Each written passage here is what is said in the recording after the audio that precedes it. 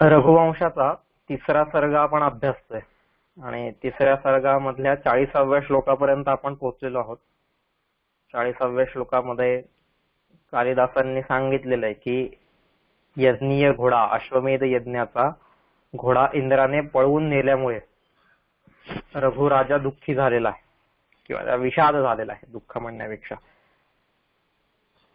असं कालिदास तिथं म्हणतात. आणि त्या विषादातून विषाद लुप्त प्रतिपत्ती म्हणजेच त्या विषादातून कर्तव्याचं जे ज्ञान आहे ते लुप्त झालेलं आहे असं कालिदास म्हणतात. म्हणजे हा खूप मोठा एक मानसशास्त्रीय विषय आहे. आपल्यातले जे पण मानसशास्त्राचे अभ्यासक असतील किंवा मानसशास्त्रामध्ये काही शिक्षण घेत असतील किंवा मानसशास्त्रामध्ये ज्यांना रस असेल तर याच्यावर अजून अधिक अभ्यास करू शकतो की काय आहे विषादातून कर्तव्याचं ज्ञान कसं लुप्त होतंय, त्याच्या काय काय स्टेजेस असतील, त्याचे काय काय परिणाम असतील. आपण इथं हे फक्त एक छोटस विहंगावलोकन करत चाललेलो आहे पुढे. या विहंगावलोकनामध्ये नंतर आपण अजूनही अधिक अभ्यास करू शकतो. तर तो विषाद आणि त्या विषादामधले भाव आपण पाहत होतो. विषादामध्ये वेगवेगळ्या प्रकारचे भाव येतात. मग तिथे अभूती असेल, अविद्या असेल, कुविद्या असेल, अहंकार बळावत जात असेल किंवा इत्यादी सगळ्याच अज्ञान असेल, हीन पुरुषत्व असेल इत्यादी, हे सगळ्या गोष्टी या विषादातून उत्पन्न होत आहेत. याच गोष्टी आपला जो सामान्य माणसाचं जे दुःख आहे, सामान्य दुःखातून तर या गोष्टी होतातच, पण त्यांचं ध्येय वेगळं असतं आणि विषादातून जेव्हा हे भाव उत्पन्न होतात तेव्हा त्याचं ध्येय वेगळं असतं कायम. आणि तो विषाद इथं आपण पाहत होतो की अर्जुनाला हा विषाद झालेला आहे, तसा या ठिकाणी रघुला झालेला आहे. कारण का, रघु हा यज्ञीय कामासाठी निघालेला होता. यज्ञ आपण पाहिलं मागे, यज देव पूजा, संगतीकरणम, मैत्रीकरणम, दानम. हा जो यज्ञ आहे तो यज्ञ करायला ज्यावेळेस तो निघालेला आहे आणि त्याच्या यज्ञामध्ये जर अडथळा उत्पन्न होत असेल, त्याच्या यज्ञामध्ये जर बाधा येत असतील, त्याच्या यज्ञामध्ये जर काही अशा विक्षिप्त गोष्टी घडत असतील तर निश्चितच त्याला हा विषाद होणार आहे. का? कारण मी संपूर्ण समाजाचा विचार करत असताना त्यामध्ये ही विघ्न येत आहेत आणि त्या संपूर्ण समाजाचा विचार करत असताना फक्त सामाजिक दृष्टिकोनातून नाही तर तो यज्ञीय दृष्टिकोनातून संपूर्ण समाजाला एकमेकांशी जोडणं आणि त्यांना भगवंताशी जोडणं, पशुत्वाकडून परब्रह्माकडे ही जी वाटचाल आहे, ही वाटचाल हा यज्ञ करणार आहे. आणि त्याच्यासाठी मी निघालेलो असताना जर माझा हा यज्ञीय घोडा, या यज्ञाचं प्रमुख साधन काय आहे? प्रमुख साधन हा घोडा आहे. कारण हा घोडा वेगवेगळ्या प्रदेशांमध्ये जाणार आहे आणि तिथे ती यज्ञीय संस्कृती उभी राहणार आहे. पण आज तो घोडा जर पळून नेला तर मी काय करणार? तर माझं हे यज्ञीय काम थांबणार का? असे अनेकसे प्रश्न त्याच्या मनात आलेले असतील आणि म्हणून त्या रघुराजाला हा झालेला विषाद आहे. तसाच इकडं अर्जुनाला पण हे यज्ञीय काम करायला खरं मी घेतलंय हातात, पण त्याच्यामध्ये या एवढ्या सगळ्या लोकांना मारायचं आणि या गोष्टी करायच्या, ते पण आप्तजन आहेत, स्वकीयजन आहेत. आणि त्याच्यातून तो अर्जुनाच्या मनामध्ये विषाद उभा राहिला आणि त्या विषादाने या सगळ्या भावना उभ्या राहिलेल्या आहेत. आणि म्हणून विषाद, आपण जसं पाहिलं की विषाद हा भक्तीच्या मार्गामध्ये पुढे नेतोय, विषाद हा मोक्षाच्या मार्गामध्ये पुढे नेतोय. तीच गंमत इथं अर्जुनाच्या बाबतीत झालेली की अर्जुनाचा जसा विषाद आलेला आहे आणि त्या विषादातून जे पण काही पुढे प्रश्न उभे राहिलेले, त्याच्या मनात जी विचारांची कालवाकालव होत होती त्याच्यातून हा राहिलेला पुढे मोठा एवढा मोठा संसार उभा राहिलेला आहे, तो गीतारूपी संसार. गीतारूपी तत्वज्ञान आपल्याला त्या विषादातून मिळालेलं आहे. कारण तो साधा विषाद नसून विषाद योग होता. कशाशी योग? त्या अंतिम तत्वाशी योग, मोक्षाशी योग, भक्तीशी योग कायम. आणि म्हणून या विषादातून उत्पन्न झालेली ही जी एक एक तत्व आहेत, हे जे एक एक भाव आहेत, त्या भावांमधून म्हणजे विषादातून तो त्यांच्याशी जोडला गेला ना. म्हणजे हीन पुरुषत्वाशी, अहंकाराशी, अज्ञानाशी, अविद्येशी, कुविद्येशी, अभूतीशी किंवा चांचल्य असेल, अनियंत्रितता असेल, सर्वत्र अनियंत्रितता, परमेश्वराचा अभाव इत्यादी सगळ्या गोष्टी आपोआप त्याच्या मनाला येऊन चिकटत गेल्या.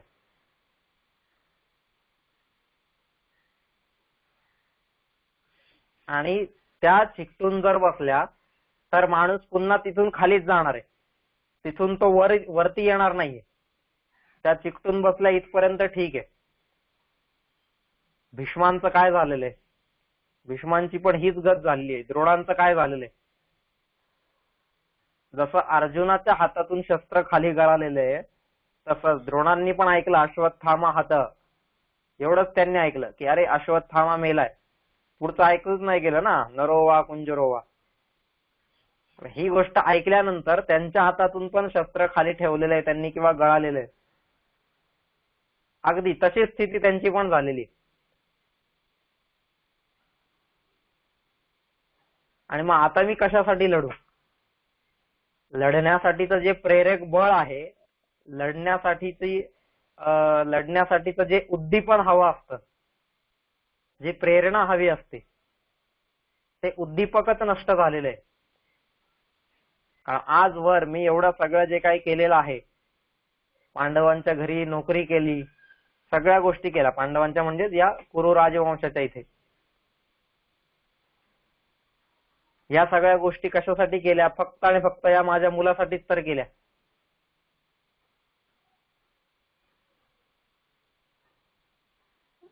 आजचा जो सामान्य बाप आहे, तो सामान्य बाप आणि द्रोणाचार्य यांच्यामधलं हे साम्य आहे. सामान्य बाप पण काय करतोय? आयुष्यभर ओझी वाहत असतो. कोणासाठी? बायका पोरांसाठी. बस, त्याला दुसरं काहीच नकोय, स्वतःसाठी काहीच नकोय. आणि द्रोणाचार्यांनी पण तेच केलेलं आहे. कायम अश्वत्थामा हे ध्येय आहे त्यांचं, अश्वत्थामा ध्येय, की माझ्या अश्वत्थाम्याला ही गोष्ट मिळाली पाहिजे, त्याला ती गोष्ट मिळाली पाहिजे. आणि आज जर अश्वत्थामा हातः तो अश्वत्थामाच जर नष्ट झालेला आहे, तर मग आता मला जीवन जगण्यात काय अर्थ आहे? मला लढण्यामध्ये, मला शस्त्र उचलण्यामध्ये प्रेरणाच कशी मिळणार आहे? प्रेरक बळच नष्ट झालेलं आहे. उद्दीपन होऊ शकणार नाही आता त्याचं. ज्या ध्येयामुळे तो उद्योगरत झालेला होता व्यक्ती, त्या ध्येयच नष्ट झाल्यामुळं तो उद्योगरत झालेला व्यक्ती आपोआप त्याच्यातून बाहेर येणार आहे.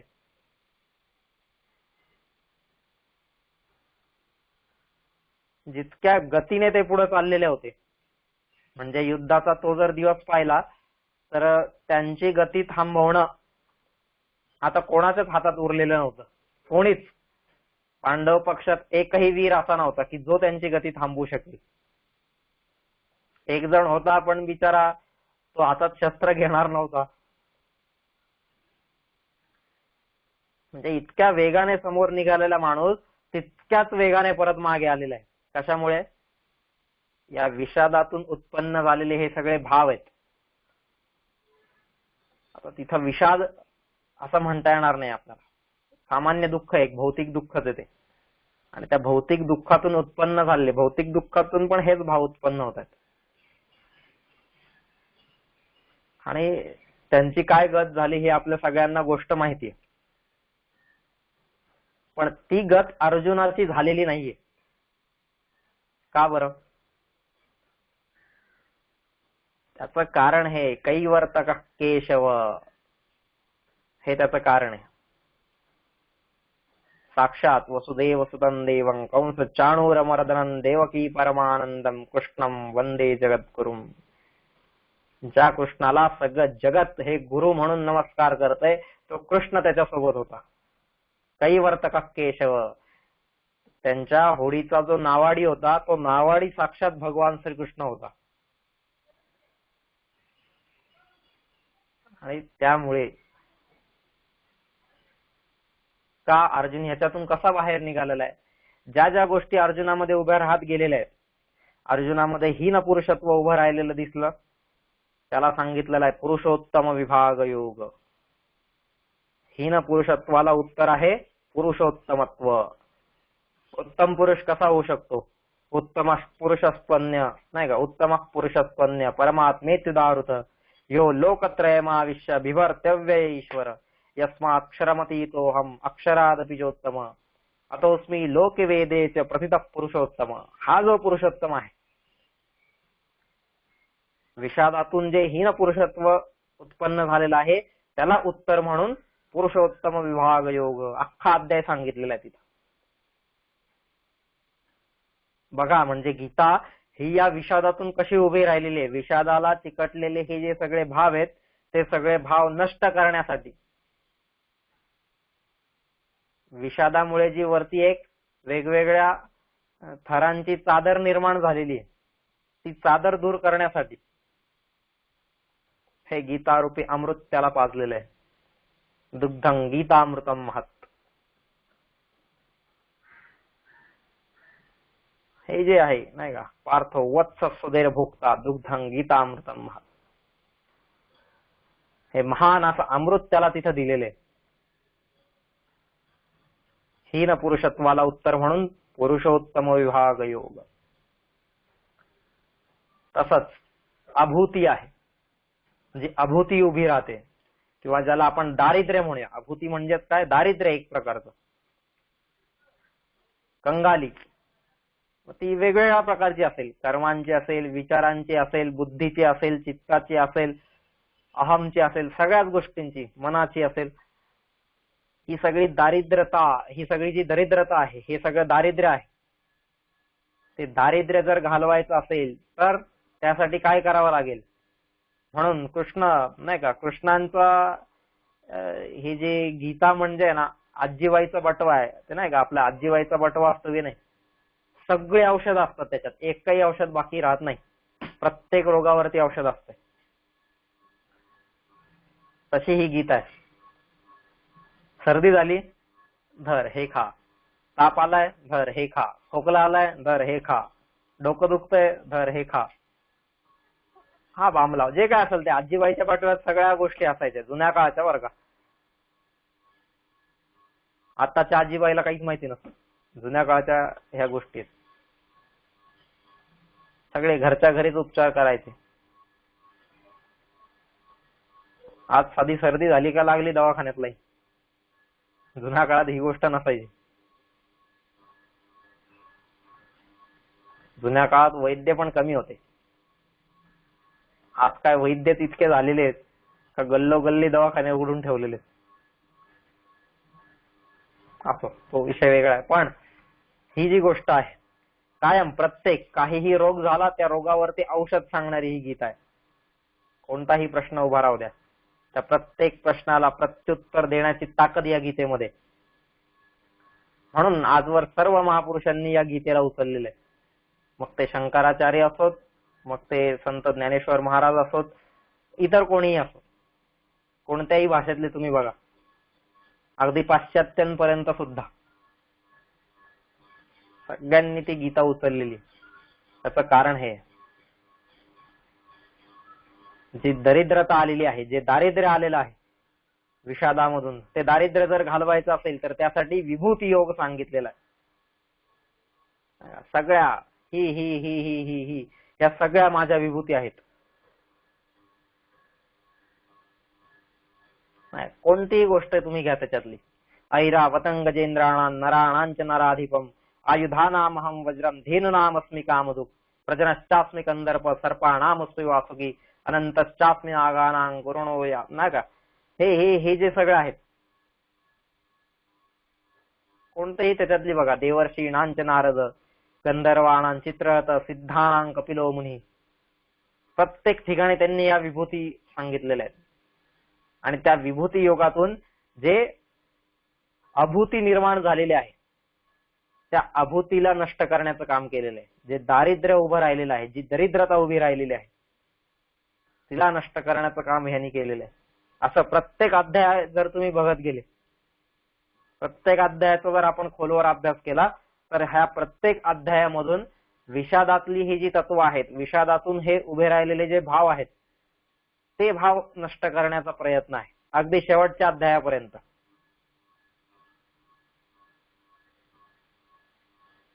जे कोणतं अज्ञान उभं राहिलेलं असेल, अज्ञान दूर करायचंय, विषादातून अज्ञान उभं राहिलेले, हे पाहिलं आपण या सगळ्या गोष्टी. ते दूर करण्यासाठी ज्ञान विज्ञान योग, विषादातून अविद्या उभी राहिलेली, ती अविद्या दूर करण्यासाठी, अविद्या म्हणजेच माया असेल किंवा इतर ज्या काही गोष्टी आपण पाहिल्या त्यावेळेस, त्या सगळ्या दूर करण्यासाठी, त्या अविद्येवर मात करण्यासाठी राजविद्या राजगुह्य, राजविद्या सांगितलेली आहे तिथं, नाही का. राजविद्या राजगुह्यम पवित्रमिदमुत्तमं प्रत्यक्षावगमं धर्म्यं सुखं कर्तुमव्ययं सुसुखं कर्तुमव्ययं. ती जी राजविद्या आहे, ही राजविद्या त्या अविद्येला नष्ट करण्यासाठी, अविद्येचा समूळ नाश करण्यासाठी सांगितलेली ही राजविद्या आहे.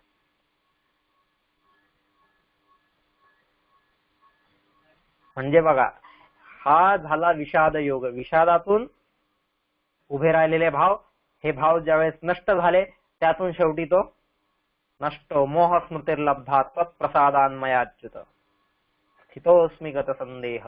गतसंदेह झालेला आहे, अजिबात एकही संदेह उभा राहिलेला नाही. आता सगळे संदेह नष्ट झालेले आहेत, तो स्थित झालेला आहे, एका ठिकाणी स्थिर झालेला आहे, मोह नष्ट झालेला आहे, स्मृती पण मिळालेली आहे. या सगळ्या चारही गोष्टी झाल्यानंतर मग अर्जुन म्हणतोय करिष्ये वचनं तव. तोपर्यंत म्हटलेला नाहीये.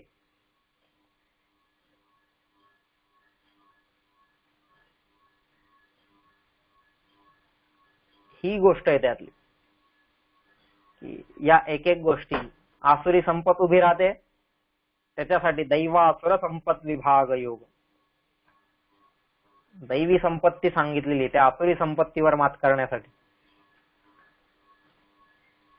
विषादातून माणूस या भौतिक जगामध्ये किंवा भौतिक जगाला जो बांधला गेलेला आहे, त्याचं हे जे बंधन आहे, ज्या बंधनात तो अडकलाय, त्या बंधनातून त्याला मुक्त करण्यासाठी मोक्ष संन्यास योग,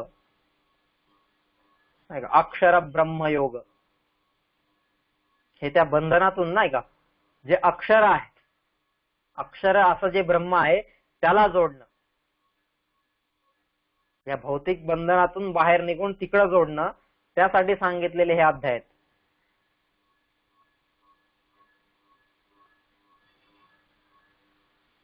जिथे क्षरता आहे, ती क्षरता दूर करण्यासाठी अक्षर, विषादातून उभी राहिलेली क्षरता दूर करण्यासाठी अक्षरता त्याला सांगावी लागलेली. विषादातून उभा राहिलेला आळस आहे, विषादातून येणारी जी कर्ममंदता आहे, हे जे सगळं आपण पाहिलेले आहेत या गोष्टी, तो दूर करण्यासाठी कर्मयोग सांगितलेला आहे, नाही का. हा आळस दूर करायचा आहे आणि त्याच्यासाठी कर्मयोग सांगितलेला आहे. आणि म्हणून लोकमान्य टिळकांनी का बरं त्यावेळेस गीता रहस्य लिहिलं? कारण आपल्याला तत्कालीन समाजाचं जर अवलोकन आपण केलं, तर कुठंतरी लोकांच्या जीवनावरचा आळस, लोकांच्या बुद्धीवरचा, कर्मांवरचा आळस हा दूर करायचा होता त्यांना. कृतीप्रवण लोकांना बनवायचं होतं, कृतीशील लोकांना बनवायचं होतं. आणि तो आळस जर दूर करायचा असेल, तर त्यासाठी मात्र कर्मयोगाचाच आधार घ्यावा लागेल. आणि म्हणून लोकमान्य टिळकांनी गीतेतला कर्मयोग उचललेला आहे याच्यासाठी, की प्रत्येक मनुष्य हा कर्मरत झाला पाहिजे, त्याच्या जीवनातून आळस निघून गेला पाहिजे. विद्यार्थी जीवनातच नाही, प्रत्येकाच्या जीवनात.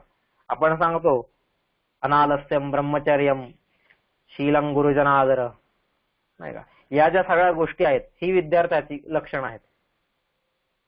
पण हे फक्त विद्यार्थ्याचीच नाही, कायम सगळ्यांचीच. सगळ्यांच्या जीवनातून हे अनालस्य उभं राहिलं पाहिजे, आळस निघून गेला पाहिजे. उद्यमामध्ये माणूस रत झाला पाहिजे. कारण का, उद्यमे नाही सिद्ध्यंती कार्याणी न मनोरथैः नहि सिंहस्य सुप्तस्य प्रविशन्ति मुखे मृगाः. तो आळस झटकता आला पाहिजे. उद्यमे नाही सिद्धंती कार्याणी न मनोरथैः. उद्यमाशिवाय, उद्योगाशिवाय, कर्माशिवाय, कर्मयोगाशिवाय आपली मनोरथ सुद्धा आणि आपली कार्य सुद्धा कधीच सिद्ध होत नाहीत. का? त्याचं कारण त्यांनी सांगितलं लगेच, खूप सुंदर उदाहरण दिलेलं आहे. नाही सिंहस्य सुप्तस्य प्रविशन्ति मुखे मृगाः.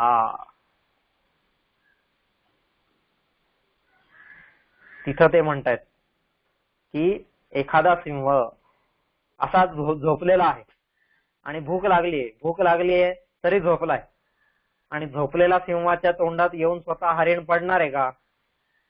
नाही सिंहस्य सुप्तस्य, सुप्तस्य म्हणजे झोपलेला, झोपलेल्या सिंहाच्या तोंडात प्रविशन्ति मुखे मृगाः. कधीच हरण प्रवेश करणार नाहीये तिथं. आता हरण घ्या किंवा मृग म्हणजे प्राणी घ्या कोणते, शिकार कधीच स्वतः येऊन हरणाच्या म्हणजे सिंहाच्या तोंडात प्रवेश करणार नाहीये. त्यासाठी सिंहालाच कर्मयोग करावा लागणार आहे, सिंहालाच उठावा लागणार. प्रत्येकाला कर्म करायचे, प्रत्येकाला.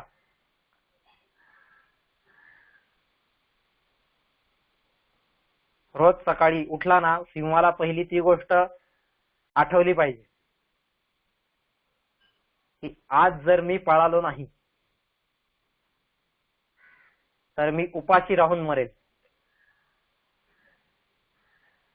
ही गोष्ट कायम सिंहाने लक्षात ठेवली पाहिजे. आज जर मी पळालो नाही तर उपाशी राहून मरणार आहे. आणि त्याच वेळेस तिकडे हरिण सुद्धा रोज सकाळी विचार करत असेल उठून की आज जर मी पळालो नाही तर मी मरेल, कारण मी त्याचं भक्ष्य बनेल. दोघांनाही पळावा तर लागणारच आहे, सिंहाला पण आणि हरणाला पण. म्हणून म्हणजे प्रत्येकाच्या जीवनामध्ये कर्मयोग हा हवाच. कर्मयोगाशिवाय गत्यंतर नाहीये.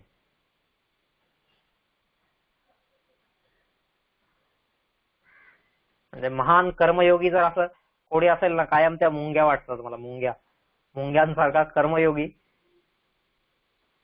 कुठून, म्हणजे तुम्ही कुठेही एक साखरेचा दाणा पाडा, नाही का, अशी उघडी एखाद्या ठिकाणी गुळाची ढेप ठेवा, काही मिनिटातच तिथं मुंग्या येतात, काही मिनिटातच. आणि जगातल्या कोणत्याही कानाकोपऱ्यात तुम्ही भूभागावरती जाऊन हा प्रयोग करून पहा.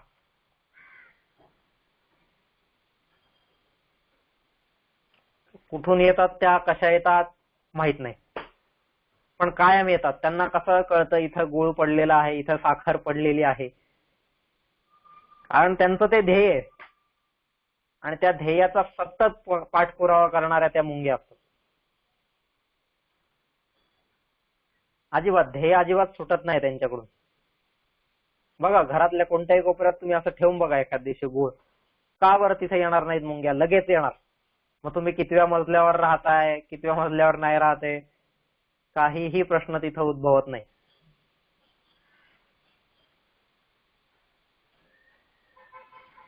ही जी गोष्ट आहे सतत कर्मयोग, हा कर्मयोग माझ्या जीवनामध्ये उभा करायचा असेल त्यासाठी गीतेचा अध्याय. गीतेच्या मुळातच कर्मापासून मंद जो झालेला आहे, कर्म मंदता ज्यामध्ये आलेली आहे किंवा कर्म विपरीतता ज्यामध्ये आलेली आहे ती दूर करण्यासाठी हा सांगितलेला कर्मयोग आहे. म्हणजे या एक ज्या विद्या आहेत आळस घालवण्यासाठी कर्मयोग, चांचल्य असेल गीतेत, नाही का, विषादातून उभं राहिलेले जे चांचल्य आहे ते चांचल्य जर दूर करायचं असेल, जीवनाला कुठेतरी संयमित करायचं असेल, जीवनाला कुठेतरी स्थिर करायचं असेल, त्यासाठी हा सांगितलेला सांख्ययोग आहे, त्यासाठी सांगितलेला आत्मसंयम योग आहे. हे सगळे त्यासाठी सांगितले, त्यासाठी गुणत्रय सांगितलेला आहे. गुणत्रय विभाग योग नाही का. स्थित प्रज्ञस्य का भाषा समाधिस्तस्य केशव स्थितधिक किम प्रभाषेत किमासीत व्रजेत किम. हा अर्जुनाने प्रश्न विचारलेला आहे. का? कारण सुरुवातीलाच भगवंतांनी पहिल्याच वेळेस त्याला तिथं चांगलंच फैलावर घेतलेलं आहे. उदस्त्वा कश्मलमिदं विषमे समुपस्थितम अनार्य जुष्टमस्वर्ग्यं अकीर्तिंकरम अर्जुन क्लैब्यं मास्मगव पार्थ नैतत्त्वयुपपद्यते क्षुद्रम हृदय दौर्बल्यं तक्वोतिष्ठ परंतप. या वेगवेगळ्या गोष्टी आधी त्यांनी सांगितलेल्या आहेत. अशोच्चा नन्वशोचस्वं प्रज्ञा वादांश भाससे गता सून गता सूंश्च नानुशोचन्ति पंडिताः नत्वेवाहं जातुनासन नाही का. ह्या ज्या सगळ्या गोष्टी आहेत, नत्वेवाहं जातुना, ह्या सगळ्या गोष्टी सांगण्यामागचं कारण काय आहे? त्याच्या मागचं कारणच आहे की त्याच्यात उभी राहिलेली ही जी चंचलता आहे, त्याच्यातलं हे जे चांचल्य आहे. आता एक क्षणापूर्वी हा लढायला तयार होता आणि एक क्षणानंतर शस्त्र खाली ठेवून संन्यासाच्या गोष्टी करतोय. हे कशाचं लक्षण आहे? स्थिर बुद्धी नसल्याचं लक्षण आहे. हे चंचलतेचं लक्षण आहे. ती चंचलता दूर करण्यासाठी हे सांगितलेले अध्याय आहेत. आत्मसंयम योग. अरे स्वतःवरती संयम ठेव जरा.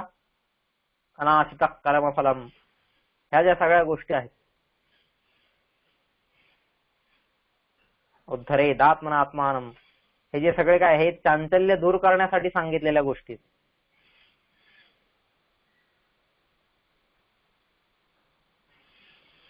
गुणत्रय असेल, सगळ्या गोष्टी.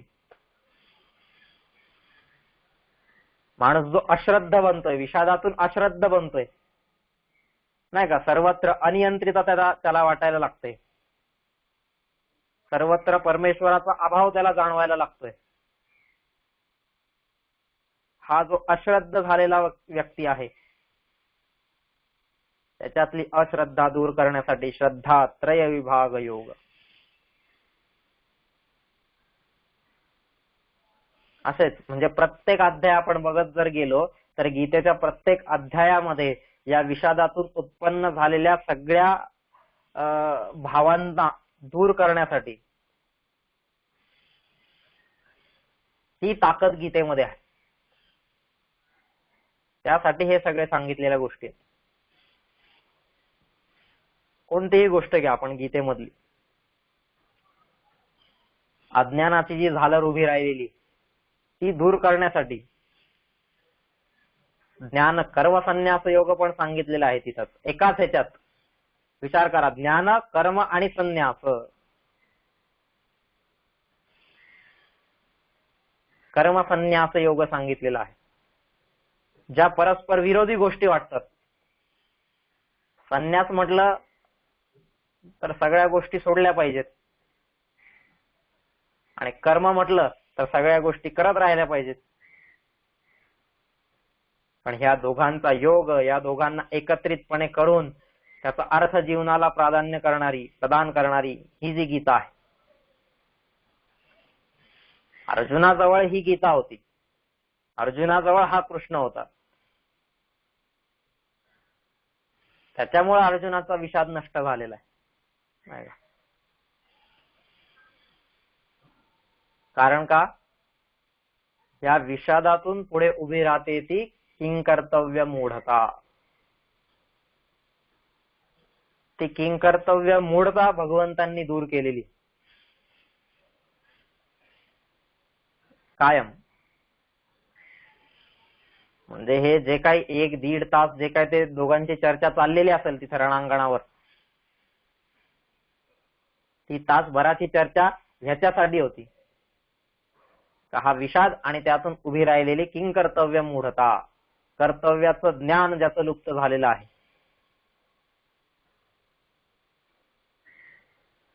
त्या कर्तव्याची त्याला पुन्हा जाणीव करून देणं, त्याचा धर्म त्याला माहिती करून देणं की हा तुझा धर्म आहे.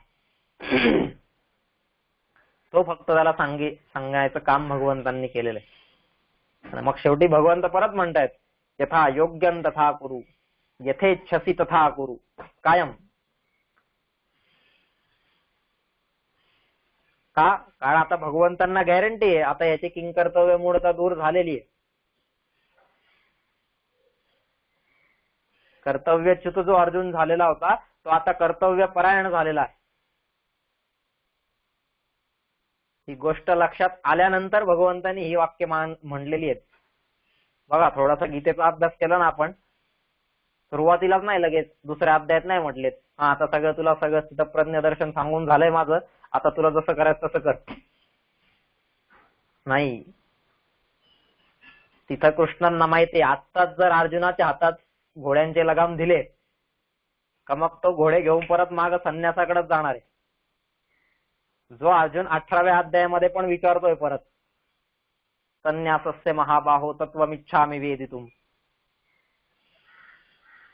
नाही का, त्याच्या हातात हे लगाम परत देणं, तुझा तू फ्री आहेस जा तिकडं, तो परत ते घोडे घेऊन मागेच जाईल तो. त्यामुळं जोपर्यंत त्यांना असं वाटलेलं नाहीये तोपर्यंत त्याला म्हटलेलं नाहीये. आणि मग ज्यावेळेस त्यांना कळालंय हो आता माझं सगळं सांगून पण झालेलं आहे आणि आता ह्याला सगळ्या गोष्टी पटलेल्या पण आहेत, त्यावेळेस ते म्हटलेले आहेत यथा योग्यं तथा कुरु यथेच्छसी तथा कुरु. तोपर्यंत नाही. त्यांना ही किंकर्तव्य मूढता घालवायची होती, त्यांना हा विषाद घालवायचा होता. विषादातून उभे राहिलेले हे सगळे बंध जे असतील या बंधनांतून त्याला मुक्त करायचं होतं. असा हा विषाद आणि त्याच्यातून उभा राहिलेला विषाद योग. आणि त्या अर्जुनाला आपण खरं सगळ्यांनी धन्यवाद दिले पाहिजेत की त्या अर्जुनामुळे आपल्याला ही गीता मिळालेली. भगवंतांनी त्याला सांगितलं निमित्त मात्रम भव सव्य साचिन, पण ते सांगण्याच्या आधीच आपल्यासाठी अर्जुन हा निमित्त बनलेला आहे. तिथं भगवंत तिथं त्याला ते लढण्यासाठी निमित्त म्हणत होते, पण अर्जुन आपल्या सगळ्यांना गीता मिळावी ह्याच्यासाठी निमित्त झालेला आहे आधीच.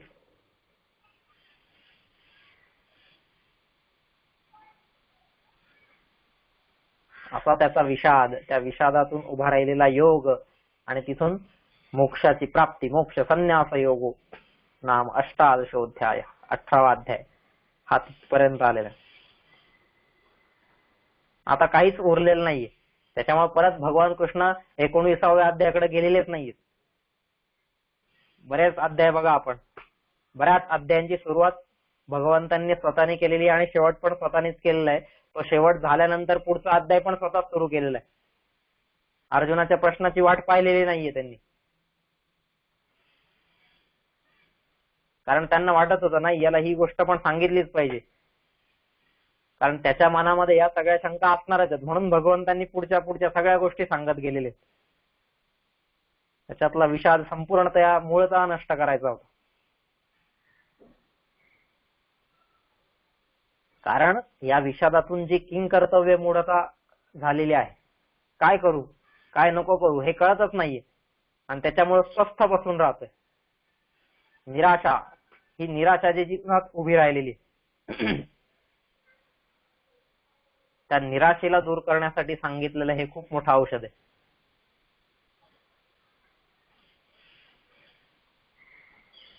तीच निराशा बऱ्याच जणांच्या जीवनात उभी राहिलेली आहे. समोरच उदाहरण आहे, द्रोणांच्या जीवनात उभी राहिली निराशा, पण काय झालं शेवटी त्यांच्या समोर असा कोणी कृष्ण नव्हता तिथं त्यांच्यासोबत त्यांना सांगायला. प्रत्येक जण असेल, भीष्म असेल, प्रतिज्ञा घेतली, झाले आता आले शिखंडी समोर, आता काय करू मी, ठेवलं शस्त्र खाली. प्रत्येक जणाच्या जीवनात ती गोष्ट दिसते. आणि अर्जुनाची स्थिती यांच्यापेक्षा वेगळी काही नव्हती, फक्त अर्जुनाचा विचार हा थोडा उच्च होता एवढंच, नाहीतर दुःख आणि मानसिक स्थिती सगळ्यांची सारखीच होती. पण अर्जुनासोबत कृष्ण होता आणि ह्या बाकी सगळ्यांनी नेमकं कृष्णाला सोडलेलं होतं.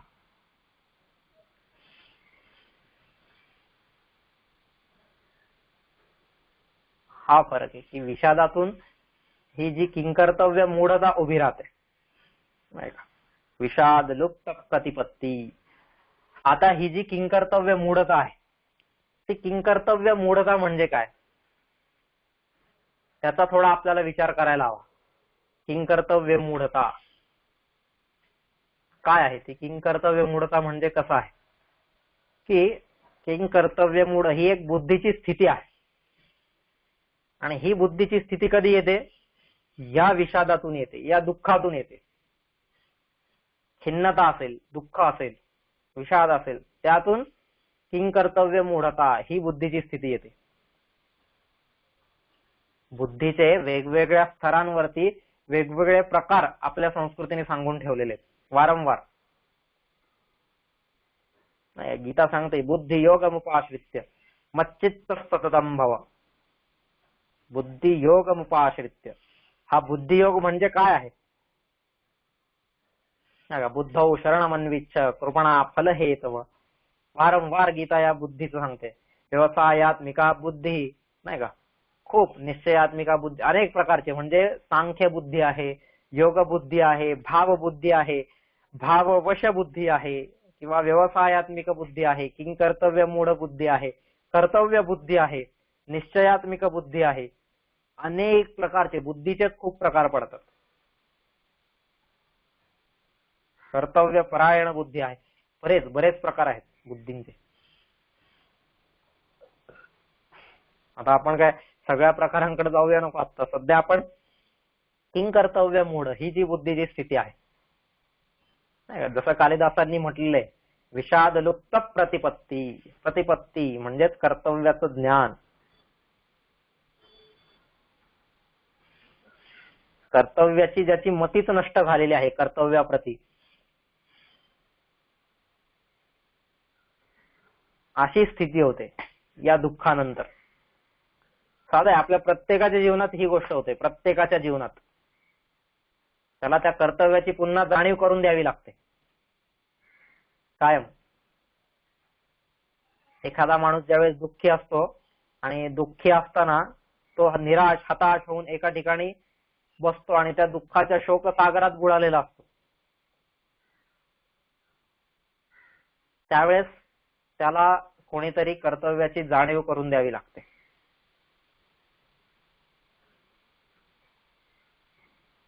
तुला ही गोष्ट करावी लागेल, हे तुझं कर्तव्य आहे.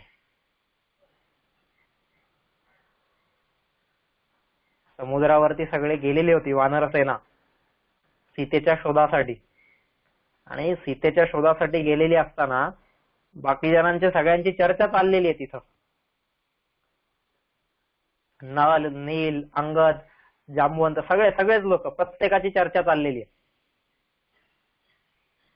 कोणी म्हणतंय मी एवढे योजन जाऊन समुद्र लांघू शकतो, पण त्याच्या पुढे मला लांघता येणार नाही, म्हणजे मी समुद्रात मध्यभागीच कुठेतरी जाऊन पडेल.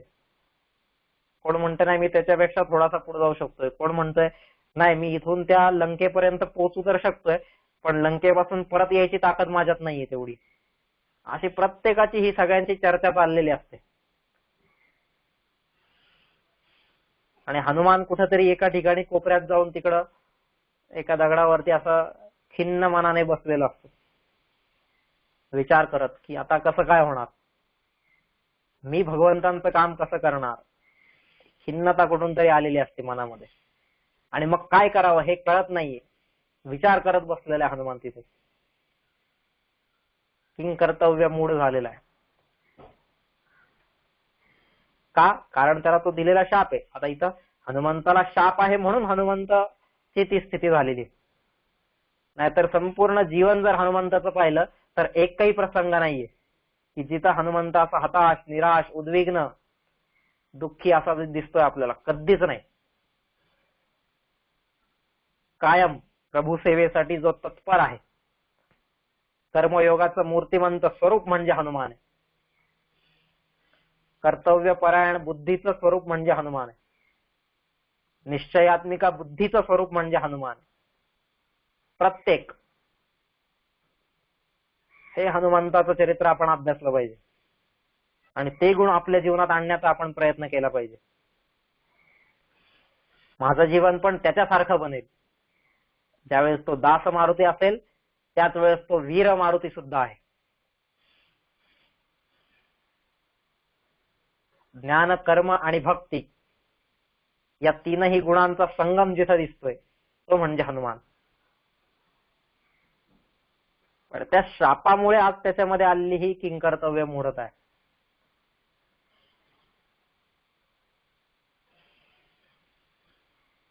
आणि म्हणून मग जांबुवंतांना सांगावं लागलेलं आहे, सगळी आठवण करून द्यावी लागलेली आहे. एवढी एवढी कामं तू केलेली आहेस, असा असा तुझा कर्मयोग झालेला आहे, या या गोष्टींसाठी तू जन्म घेतलेला आहेस आणि तू असा कसा बनलेला आहेस. खूप सुंदर ते जांबुवंतांनी जे हनुमंताला समजावलेलं आहे, खूप सुंदर वर्णन आहे ते. रामायण वाचलं पाहिजे आपण सगळ्यांनी. वाल्मिकी रामायणातलं हे खूप सुंदर वर्णन आहे.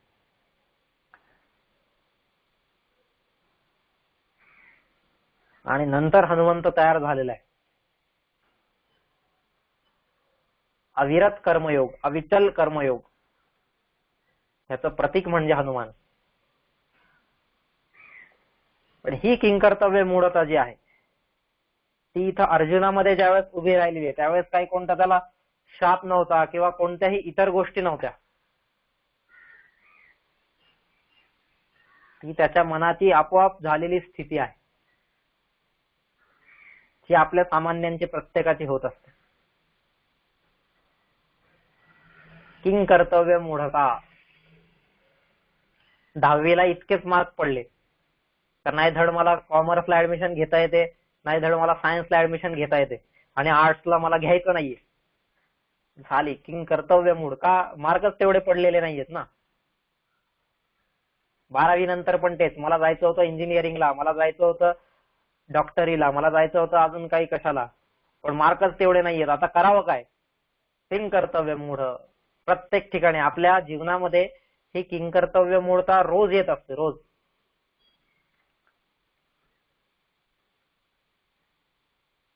आता काय करावं? नाही, मग माझ्या जीवनात आता काही रस उरलेलाच नाही. बऱ्याचदा असं वाटायला लागतं. प्रियसीने सोडून दिलं की झाले, आली किंकर्तव्य मूढता. बसला दवाखान्यात ऍडमिट होऊन. मग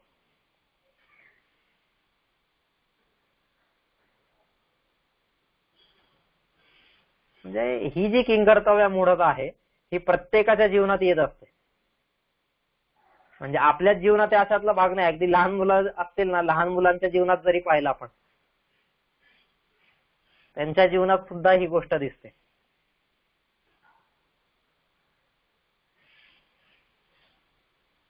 बऱ्याचदा. काल गृहपाठ करून आणायला सांगितला होता आणि आज शाळेत जाताना आठवलं अचानक की हो आज गृहपाठ सांगितलेला आहे, आता काय करणार? मग त्याला सगळ्या पुढचे परिणाम आठवावे लागतात. जसे अर्जुनाला पुढचे परिणाम आठवत होते की नाही, जायते वर्णसंकर संकरो नरकाय व कुलज्ञानं कुलस्थिती वगैरे, हे सगळे परिणाम जसे अर्जुनाला आठवायला लागले पुढचे, तसेच याला सुद्धा परिणाम आठवावे लागतात. आता आठवायला लागतात की आता वर्गात गेल्यावर मार बसणार आहे, ओरडा खावा लागणार आहे, सगळ्या वर्गासमोर अपमान होणार आहे, सगळ्या सगळ्या गोष्टी आपोआप त्याच्यासमोर घर करायला लागतात आणि हताश, निराश, उद्विग्न असा होतो तो. आणि मग वाटतं नाही आज शाळेत जाऊच नये, आज परत मागे जाऊया. कर्तव्यापासून दूर होतोय. जशी ते लहान मुलाची स्थिती आहे ना, ती स्थिती अर्जुनाची पण झालेली आहे. कर्तव्यापासून परत नाही, आज शाळेत जायचं नाहीये, चला मागे परत घरी. नाही, युद्ध करायचं नाहीये, चला परत संन्यास घेऊ. ही स्थिती त्याची झालेली आहे. म्हणजे ही कर्तव्य मूढता ही प्रत्येकाच्या जीवनात स्थिती येते. किंकर्तव्य. काय करावं मी? करू का नको काही? ही जी बुद्धीची अवस्था आहे. बऱ्याच म्हणजे आता आपण शेक्सपियरचा जरी अभ्यास केला, शेक्सपियरने पण त्याचं एक हॅमलेट जर नावाचं जे नाटक आहे, हॅमलेट, त्या हॅमलेटचं प्रसिद्ध वाक्यच हे, to be or not to be, असं त्याचं वाक्य आहे हॅमलेटचं. काय करू? जिवंत राहू का मरून जाऊ? To be or not to be. हे कायम, ही काय, ही किंकर्तव्य मूढता आहे. त्याच्या जीवनातले सगळे प्रसंग पाहिले की त्याच्या आईने त्याच्या काकांशी लग्न केलेलं असतं वगैरे वगैरे, ह्या सगळ्या गोष्टी. मग राज्य कारभार त्यांना घ्यायचा असतो, ह्याला राज्यातून हाकलायचं असतं, इतर सगळ्या गोष्टी कायम आणि हे वारंवार त्याच्या जीवनात घडणारे जे प्रसंग आहेत ते वारंवार घडणारे प्रसंग पाहिल्यामुळे त्याच्यात आलेली ही जी उद्विग्नता आहे ती उद्विग्नताच आपोआपच किंकर्तव्यमुळे त्याला बनवते.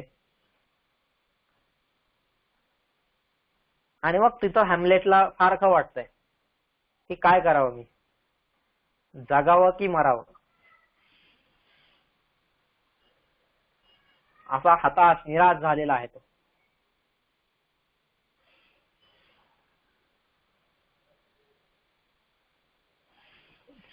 याला किंकर्तव्य मूढता म्हणू आपण.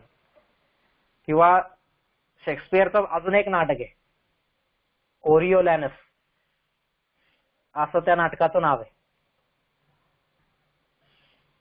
त्या नाटकामध्ये सुद्धा हा जो कोरिओलॅनस तो आहे, कोरिओलॅनस हे म्हणजे नंतर त्याचा पराक्रम बघून आणि इतर सगळ्या गोष्टी बघून मग त्याला ते नाव दिलेलं असतंय. पण त्याच्या जीवनात सुद्धा अशाच प्रकारचे किंकर्तव्य मूढता तिथं शेक्सपियरने दाखवलेली. आणि हे सगळे हॅमलेट असेल किंवा कोरिओलॅनस असेल, अर्जुन असेल, कोणीही घ्या, हे सगळे आपल्यासारख्या सामान्यांचं प्रतिनिधित्व करणारे लोक आहेत.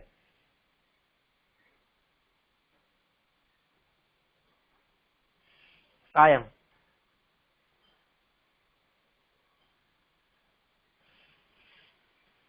कोलंबस असेल, वास्को द गामा असेल, ह्यांचं जीवन जर आपण अभ्यासलं ना तर त्यांच्या जीवनामध्ये सुद्धा काही क्षण असे आलेले आहेत की त्यावेळेस त्यांची बुद्धी ही किंकर्तव्य मूढ झालेली. त्यांना कळेनाच, एक जण तर निघाला होता एक देश शोधायला आणि पोहोचला दुसऱ्याच देशात, काय त्याची स्थिती झाली असेल त्या दिवशी त्याला कळालं असेल नाही का. समजा आज आपण बसलोय एखाद्या ट्रेनमध्ये, आपल्याला जायचं होतं दिल्लीला, पण आपण बसलोय ट्रेनमध्ये चेन्नईच्या नाही का. थोडे काही स्टेशन दूर गेल्यानंतर आपल्याला कळतंय बापरे अशी गडबड झाली. मग त्यावेळेस आपली काय स्थिती होते, असं ज्यांच्या जीवनात कधी प्रसंग घडला असेल त्यांना आठवेल मग काय स्थिती होते आपली. आणि त्याला तरी 2-4 स्टेशन नंतर कळतंय की ह्या लोकांना डायरेक्ट दुसऱ्या देशात पोहोचल्यावरतीच कळालं की हा तर वेगळाच देश आहे. किंकर्तव्य मूढ झालेत, आता काय करावं. पण त्या किंकर्तव्य मूढतेतून पुन्हा बाहेर येण्याचा प्रयत्न हा प्रत्येकाने केला पाहिजे नाही का. आणि ते ज्याला जमलं नाही, किंकर्तव्य मूढतेतून बाहेर यायला ज्याला जमलं नाही, तो प्रत्येक जण हा आत्मघाती ठरलेला आहे कायम. ही त्याची प्रत्येक उदाहरण आहेत. हॅमलेट हा शेवटी आत्मघाती बनलेला आहे. कोरिओलॅनस शेवटी आत्मघाती बनलेला आहे. द्रोणाचार्य असतील शेवटी आत्मघाती बनलेले. कोणीही तुम्ही बघा, कोणीही आत्मघात याच्याशिवाय पर्यायच राहत नाही मग त्यांच्याकडे. किंकर्तव्य मूढता, काय करावं. साने गुरुजींना सुद्धा आपण मागे पाहिलेलं आहे की त्यांच्या जीवनामध्ये सुद्धा हीच किंकर्तव्य मूढता आलेली की काय करू मी दुसरं काही करूच शकत नाही. आता सगळं जेवढं करत होतो यांच्यासाठी, पण यांना माझी किंमतच नाहीये काही, आणि मी एवढं सांगत असताना हे लोक ऐकत नाहीयेत माझं. आता करू तरी काय आणि काम तरी कसं करू, कशाचं काम करू. ही किंकर्तव्य मूढता, त्यातून उद्विग्नता आणि आत्मघात. पण जे महापुरुष आहेत त्या महापुरुषांच्या जीवनात सुद्धा कधी कधी ही उभी राहू शकते कायम. म्हणजे जिथं महर्षी व्यास म्हणतायत ऊर्ध्व बाहू विरौम्येश न च कश्चित शृणोतु मे धर्मादर्थश्च कामश्च स किमर्थं न सेव्यते नाही का. की अरे मी दोन्ही हात वर करून करून लोकांना सांगतोय, पण तरी सुद्धा का बरं लोक हे धर्म अर्थ काम यांचं सेवन का बरं करत नाहीयेत, ह्यांचं पालन जीवनात का करत नाहीयेत. स किमर्थं न सेव्यते, ते लोक का बरं ह्याचं सेवन का बरं करत नाहीयेत, ह्याच्यानुसार आपलं जीवन का बरं चालवत नाहीयेत, जीवनाला तसा आकार का बरं देत नाहीयेत. हा प्रश्न त्यांना कायम असायचा. न च कश्चित शृणोति मी, अरे एकही जण माझं ऐकत नाही. पण महर्षी व्यास याच्यातून आत्मघाती काही ठरलेले नाहीये, कारण विचारांचं मजबूत पाठबळ त्यांच्याजवळ होतं. विचारांचा मजबूत पाया तिथं पक्का झालेला होता. त्याच्यावर उभी राहिलेली ही तत्वज्ञानाची इमारत होती.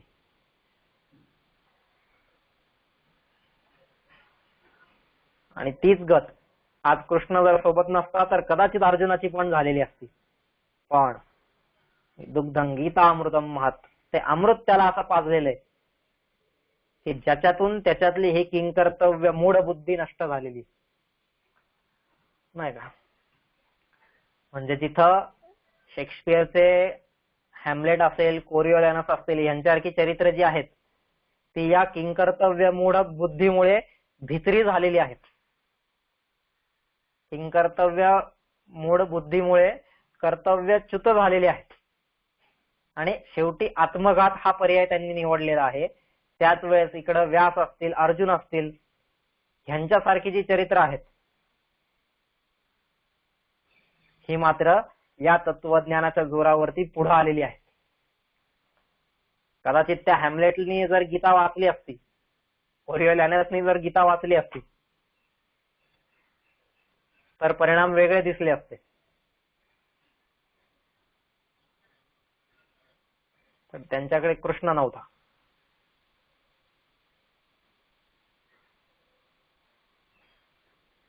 हा थोडासा फरक तिथं जाणलेला आहे.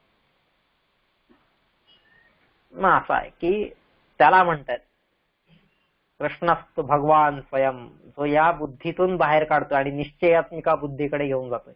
करिष्ये वचनंतव, हा निश्चय आहे, त्याला निश्चयात्मिक बुद्धी म्हटलेली.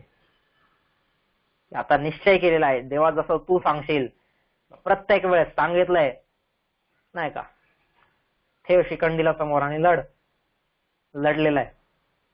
सांगितलेलं आहे कर्ण खाली आहे, मार, तिथं मारलेलं आहे. मग प्रत्येक ठिकाणी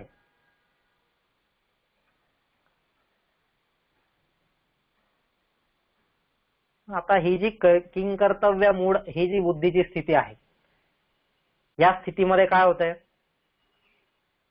महत्वान म्हणजे जी किंकर्तव्य मूढता ही विषादामधून उभी राहते तिची गोष्ट आपण करतोय आता. जी किंकर्तव्य मूढता ही विषादातून उभी राहते तिच्यामध्ये कायम मुख्यतः दोन कर्तव्यांमध्ये असलेलं भांडण असतंय. दोन मुख्य कर्तव्य आहेत, जी दोन प्रधान कर्तव्य आहेत, त्या दोन प्रधान कर्तव्यांमध्ये असलेलं हे भांडण आहे आणि त्याच्यातून ही बुद्धीची स्थिती उभी राहते. का, जी विषादातून येते त्यावेळेस. की म्हणजे आपण जर पाहिलं की दोन्ही कर्तव्य श्रेष्ठच आहेत, दोन्ही कर्तव्य ही योग्य आहेत, पण ही दोन्ही श्रेष्ठ आणि योग्य कर्तव्य ज्यावेळेस एकमेकांसमोर उभी राहत आहेत आणि मग आयदर ऑर ही जी स्थिती येते आपल्याला, एकतर हे नाहीतर ते, दोघांपैकी एका वेळेस एकच.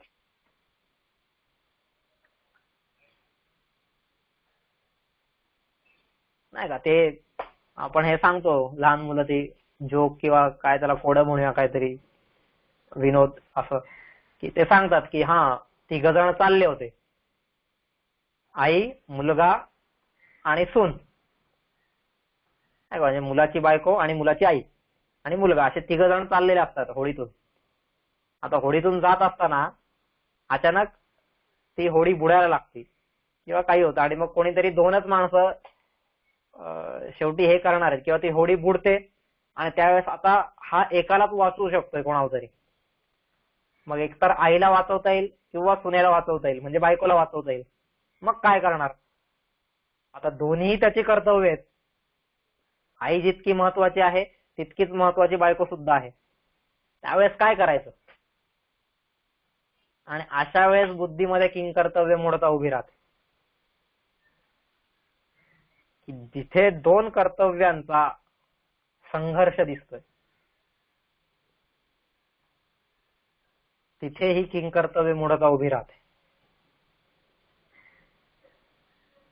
जोपर्यंत कर्तव्यांचा संघर्ष नाहीये, समोर एकच कर्तव्य आहे आणि तेवढंच करायचंय, मग काही निराशा, हताशा काही येत नाही. मग जीवनात काही दुसरं करायचं नसतंय.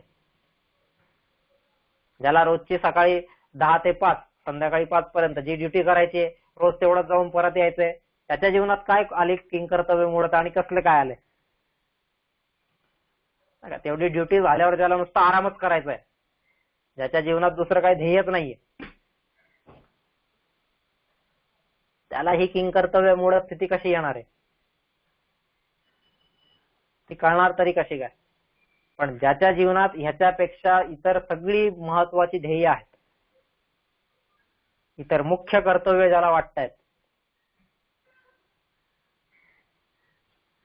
जशी ही संत मंडळी जी आहेत, त्यांच्यातल्या कोणीही 10 ते 5 ड्युटी केलेली नाहीये,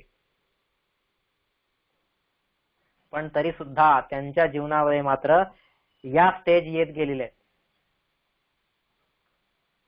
संत ज्ञानेश्वर महाराज असतील, ताटी लावून बसलेले आहेत आतमध्ये. म्हणजे ताटी म्हणजेच ते दरवाजा, त्यांचा जो काही घराचा दरवाजा असेल तो लॉक करून आतमध्ये बसलेले आहेत. का? विषादातून आलेले किंकर्तव्य मोडत आहे आणि म्हणून ताटीचे अभंग गायला लागलेले आहेत मुक्ताबाईंना. संत मुक्ताबाई जे आहेत त्यांनी त्यासाठी ताटीचे अभंग गायलेले आहेत, किती किंकर्तव्य मूढता दूर व्हावी. प्रत्येकाच्या जीवनात काल आपण जी सगळे वेगवेगळी उदाहरणं पाहिलेली आहेत, नामदेव महाराजांचे समाधीचे अभंग असोत, जगन्नाथ पंडितांचं गंगालहरी असो, वाल्मिकींचं रामायण असो, व्यासांचं भागवत असो, किंवा इतर जी काही आपण सगळी उदाहरणं पाहिली, ती सगळी या किंकर्तव्य मुळेतून बाहेर येण्यासाठी, या विषादातून बाहेर येण्यासाठी, त्याच्यातून उगम पावलेलं हे सगळं तत्वज्ञान आहे. आणि ते ज्याच्याकडे नव्हतं ते लोक मात्र आत्मघातकी बनलेले.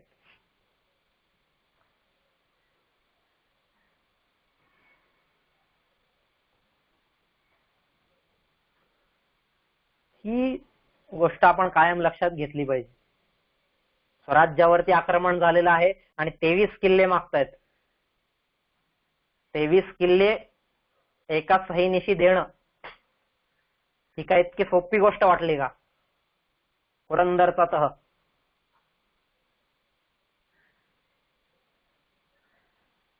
सोपी गोष्ट नव्हती.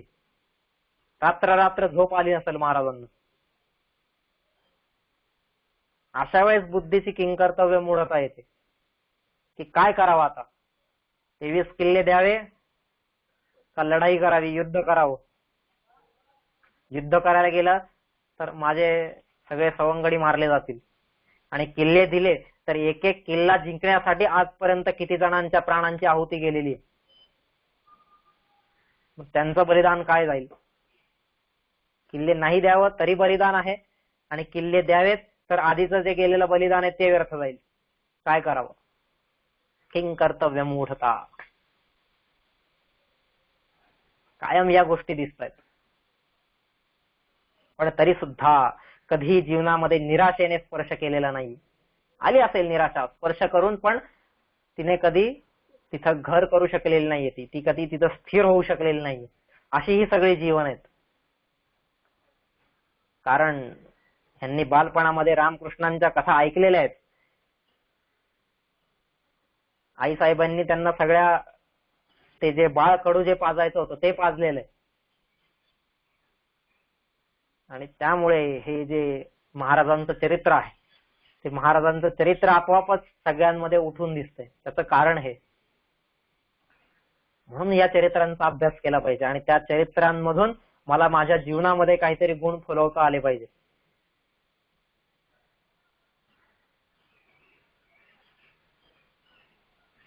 कारण किंकर्तव्य मूढता ही माझ्या जीवनामध्ये सुद्धा येणारच आहे, पण तिचा विचार झाला पाहिजे आणि ती कशी दूर करता येईल ह्याच्यासाठी प्रयत्नरत असलं पाहिजे. आणि भारतीय संस्कृतीने नेमकं हे काम केलेलं आहे. भारतीय संस्कृतीने या प्रत्येक रोगावरती आपल्याला उपचार दिलेला आहे, औषध दिलेलं आहे, पण आपण त्या दृष्टीने तिच्याकडे पाहत राहिलं पाहिजे, त्या दृष्टीने तिच्याकडे गेलो पाहिजे, तर ती आपल्याला हे सगळ्या गोष्टी देईल. असो, प्रयत्न करत राहूया. त्या निमित्ताने काय आपल्यातल्या ह्या गुण कसे फुलवता येतील याचा अभ्यास करत राहूया आणि तसं जीवन बनवण्याचा प्रयत्न करूया. 9 वाजून गेलेले आहेत, थांबूया. उद्या पुन्हा भेटू सकाळी 8 वाजता आणि पुढचा विचार करूया.